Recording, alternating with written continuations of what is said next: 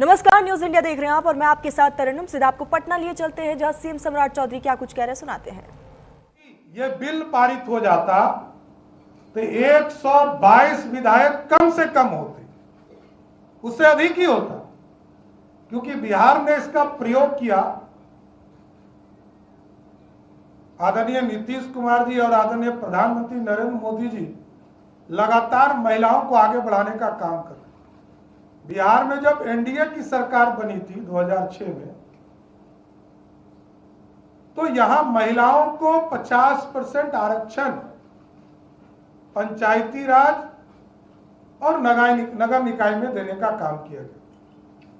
और आज मुझे कहते हुए खुशी हो रही है कि बिहार में 50% आरक्षण है, लेकिन बिहार में 59% से अधिक महिलाएं चुनाव जीत कर आ रही है। और यदि यह बिल पारित हो गया होता, लोग कहते हैं कि बिल तो पहले पारित हो गया, अरे हम तो एश्योर कर रहे थे, गारंटी दे रहे थे।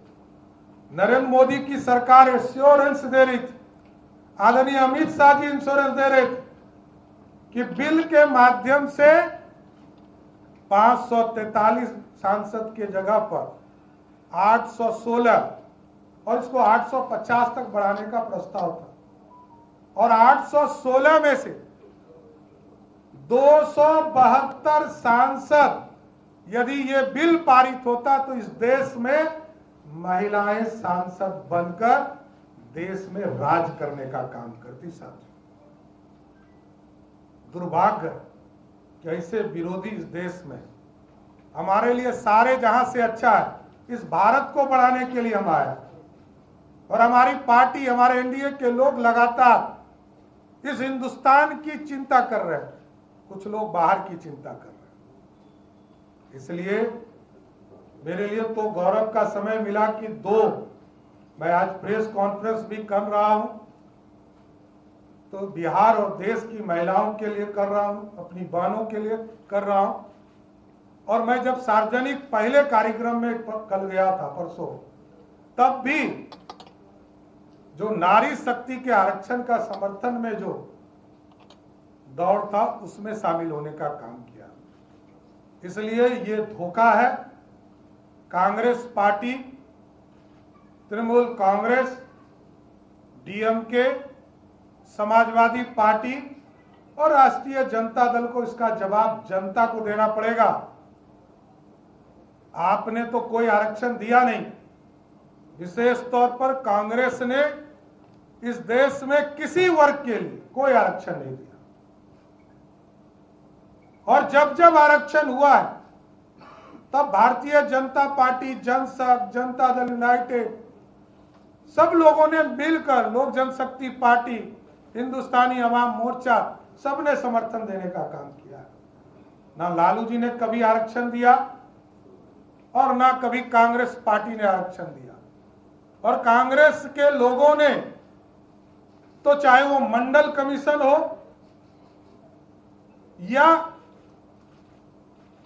जिस समय आजाद हुआ ये भारत, हमारे दलित समाज के लोगों को, हमारे आदिवासी बहनों को, भाइयों को आरक्षण नहीं मिले, इसके लिए पंडित नेहरू ने इस देश में अभियान चलाने का काम किया। और भारतीय जनता पार्टी का स्पष्ट मानना है, चाहे वो दलित समाज हो, आदिवासी समाज हो, उसको भी आरक्षण मिले। अति पिछड़ों के लिए भी आरक्षण की कल्पना जब सरदेव कपूरी ठाकुर जी ने किया था, तो पंडित कैलाशपति मिश्र जनसंघ के उनके साथ खड़े हुए। और इस देश में जब मंडल कमीशन आया, तब भी भाजपा के समर्थन से इस देश में मंडल कमीशन लागू हुआ साहब।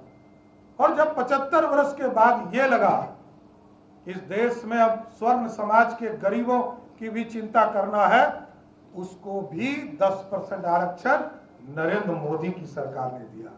इसलिए हमें गर्व है कि महिला बिल भी पारित हम लोगों की सरकार ने किया, नरेंद्र मोदी जी की सरकार ने की। बिहार में भी एनडीए की सरकार ने महिलाओं को 50% से अधिक आरक्षण देने का काम किया। और आज जो देश में महिलाओं के साथ धोखा हुआ है, इसके खिलाफ पूरा एनडीए एकजुट होकर इस देश में अभियान चलाएगा और उनसे जवाब भी मांगेगा। कांग्रेस पार्टी ये बताओ, तुम्हारे परिवार के लोग प्रधानमंत्री बन रहे हैं, सुपर प्रधानमंत्री बन रहे हैं, सांसद बन रहे हैं, इस देश की गरीब महिला कब सांसद बनेगी? समाजवादी पार्टी से पूछा जाएगा, राष्ट्रीय जनता दल से पूछा जाएगा, टीएमसी से पूछा जाएगा, डीएमके से पूछा जाएगा। इसलिए साथियों, मेरा स्पष्ट मानना है कि इस लोकतंत्र में काला अध्याय का दिन था जब महिला बिल को, नारी शक्ति के आरक्षण को रोकने का काम यूपीए के लोगों ने किया है।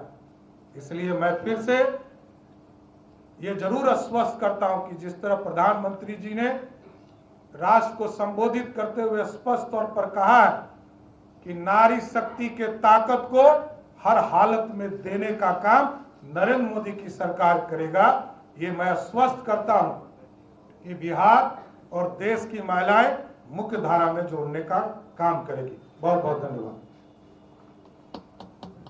अब मैं आमंत्रित करती हूँ सम्मानित सांसद राज्यसभा और भारतीय जनता पार्टी महिला मोर्चा की सम्मानित राष्ट्रीय उपाध्यक्ष, भारतीय जनता पार्टी की वरिष्ठ नेत्री श्रीमती दर्शना सिंह जी को कि वो आप सबों को संबोधित करें।